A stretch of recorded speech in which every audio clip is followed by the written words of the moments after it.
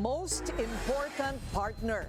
Yan ang turing ni PBBM sa Asian Development Bank na pinuri niya dahil sa malaking tulong nito sa pag-unlad ng ekonomiya ng bansa. Narito ang agenda report ni Pierre Pastor.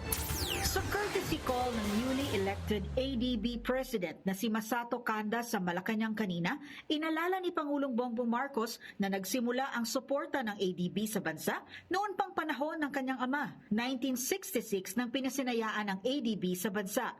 May 31 miyembro lamang ito noon na pinamunuan ni Takeshi Watanabe. Sa ngayon, meron na itong 69 members at 49 dito ay mula sa Asia.